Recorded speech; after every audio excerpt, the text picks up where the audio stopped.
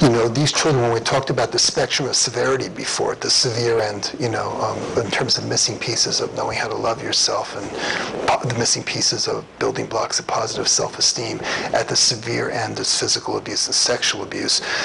And those kids, you know, at the most severe end of that kind of abuse, who have probably the most missing pieces of conscience formation, are the kids that will end up calling unattached, that don't have any conscience whatsoever. And those kids are diagnosed at an early age with reactive attachment, what we call reactive attachment disorder. And those are kids that if they don't get treatment by the age of 3, 4, 5, 6, or 7, it's almost too late to change that cycle. I'm not a physiologist, a biologist, or a doctor. I don't, you know, I'm not a neuropsychologist. I don't understand all of what goes into all the things that are going on cognitively in the brain that are also part of creating conscience formation, just besides the social interaction. But it's very complex, and those are the kids that you don't get to them by, you know, 4, 5, 6, 7 years old. You're not going to be able to change that. You may help them later in life maximize the choices that they make, because they can still create a lot of choices, positive choices. But if they don't get treatment very early on, they're never really going to form. There's certain things in human beings that if you miss the boat at a really young age, you're not going to be able to turn it around later on. Certain things with muscular development and other things physiologically. And conscience formation certainly is one of those things. Now, what's interestingly enough is that in childhood, the angry and rageful ways apples and onions behave can very much look the same to other people. However, the apples were attached and bonded with a significant caregiver, while the onions weren't. So there's a much greater, much healthier prognosis and positive prognosis for those apple kids to eventually learn how to accept no for an answer, learn how to do give and take, because they have the basis of that, and they're in their bonding with their significant caregiver, while onions don't have that, and never really going to have that.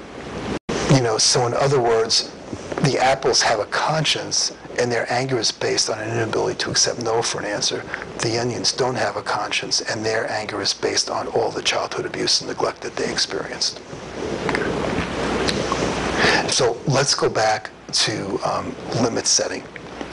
When a child continues to have difficulty accepting no for an answer, this will eventually create conflicts with parents and others at home and in school. And as these conflicts progress, the child develops feelings of helplessness, hopelessness, and anger at not being able to accept no for an answer. As this becomes more frustrating, the child begins to find ways of avoiding all of these feelings.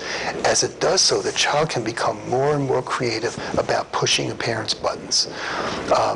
You see, it's like saying, if I can get you more upset about what's going on in my life as a kid than I am, then all I have to do is sit back and think about what a mean adult you are, instead of thinking about the fact that I can't take responsibility for myself and I can't accept no for an answer, and how frustrated that gets me. So I'm going to think of all sorts of ways to keep you more concerned about what's going on than I am. I'm going to argue with you. I'm going to debate with you. I'm going to have control battles with you. I'm going to power struggle with you. I'm going to do anything I can to get you more upset about the situation than I am, just as long as I don't have to deal with my feelings of helplessness and hopelessness and anger. That's just too painful. So if the adult continues to feed in this process, they are in essence taking emotional responsibility away from this kid, and they're unwittingly helping the child avoid taking responsibility for themselves, their behavior, and dealing with their sense of helplessness and hopelessness. You know, I could go on for weeks. One second. Yeah, so I could go on for weeks about parenting techniques right now, but that isn't the purpose of this discussion. But I will give you some basics, some basic don'ts.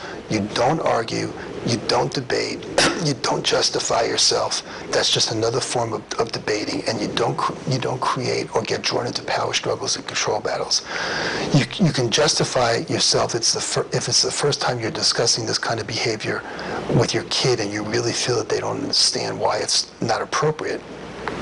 But after the first time, explaining or justifying yourself is just another way of debating, and for the child to stay focused on your voice instead of focus on its own voice. Again, part of what we're learning to do is getting a child to focus on an inner voice and develop that inner voice instead of focusing on what the parent is saying. One great technique that I've learned is that every time you're about ready to tell your kid what you think about what they're doing, try to stop yourself and ask them a self-evaluative question that will get them to come up with the answer. That gets the child, again, focused on the voice inside of itself, and takes the focus off of you. It helps them develop that inner voice, and this in turn stops that cycle of codependency and focuses in on helping a child to become separate and become a healthy individual. And that's all part of the codependency we talk about, looking outside of yourself for your validation that you're okay instead of knowing it inside. The most important thing I've ever learned as a therapist is that when I'm working with a child, do as little talking as possible. When I was younger, my sessions with children that were focused on their behavior often sounded like me giving them lectures. Now when I work with a kid, it's almost all asking them self-evaluative questions once they tell me basically what's gone on. There are many programs out there that will help you with the art of parenting. I could go on about a whole bunch of them, but for the purpose of this, let's go back to my situation and the evil that I've been confronted with and talk about this a little bit more. Okay, so again, reactive attachment disorder are those children with little or absolutely no conscience whatsoever. The physiology, the biology of how the brain forms and how that impacts conscience formation in the first months of life is extremely complex, and I'm not an expert in that area on cognitive development. I'm not a neuropsychologist. But we do know that the bulk of conscience formation happens during the first few months of life.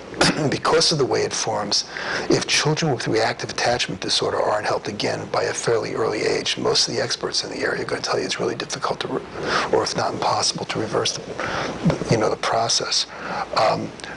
And these efforts in helping a child with reactive attachment disorder are best done behaviorally, focusing on consequences of inappropriate and dangerous behavior, trying to get the child to use insight and empathy if they don't have it by the ages of 5 or 6, may be non-productive. So in other words, if the kid is too old and you can't reverse the process, you can do some behavioral therapy with the kid, but it's not going to be insight therapy that talks about empathy and compassion. It's going to be more in terms of the consequences of inappropriate behavior and the rewards for appropriate behavior that's going to have more of an impact on those kids. But untreated, children with more severe conscience formation that have reactive attachment disorder grow into adults that are diagnosed as sociopaths. And remember, we talked about how we draw people into our lives that are a reflection of ourselves, and a reflection of what's going on with ourselves. And, if I haven't resolved the issues, I was brought up by, an alcoholic dad, there's more of a tendency for me to unconsciously draw somebody like that into my life as a mate, and all those other generational issues. So that we're drawing in people who are a reflection of ourselves. But similarly, we project out what is going on inside of ourselves as well. If we have a history of severe abuse and neglect, and we have all sorts of unresolved feelings of helplessness, hopelessness, anger, and rage, and we're in a constant struggle internally to try to control that anger and to control that rage inside of ourselves, it's very easy for those people to project that out onto other people. And people that live with that kind of rage and with those kind of control issues will constantly try to control the people in the world around them. People in relationships with sociopaths will tell you that these sociopaths are constantly trying to control them. Many times they will try and control the way you think. You remember how I discussed that woman gaslighting, where you almost try to change a person's, that a conversation happened one way, but you're going to tell them it happened another way. You're going to do it so convincingly, you're going to make them doubt their own sense of reality. That's what sociopaths do. They try to control a person's their thought process. Sociopaths can find many ways to control others. To mention just a few examples, a husband can be controlling with his wife. A parent can be trying to over-controlling with their children. A religious zealot can try to control others by forcing their beliefs onto them or on their society. A terrorist trying to force their beliefs on others through the use of violence and intimidation. A criminal who stalks and terrorizes others, or a police officer abusing their authority. The more severe abuse, the greater the need. The more severe abuse the individual experiences, the greater the need it is to control others. People that live with sociopaths will also tell you that it's like constantly walking on eggs. You can never know what will trigger the sociopath's anger and rage, and this doesn't always impact the spouse, it also impacts the children as well.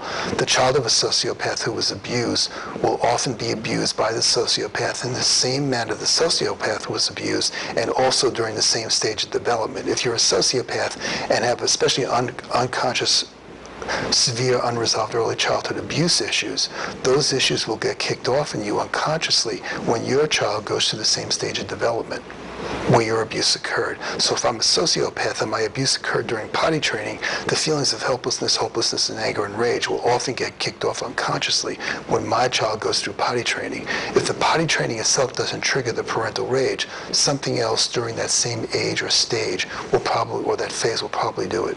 This cycle usually happens unconsciously.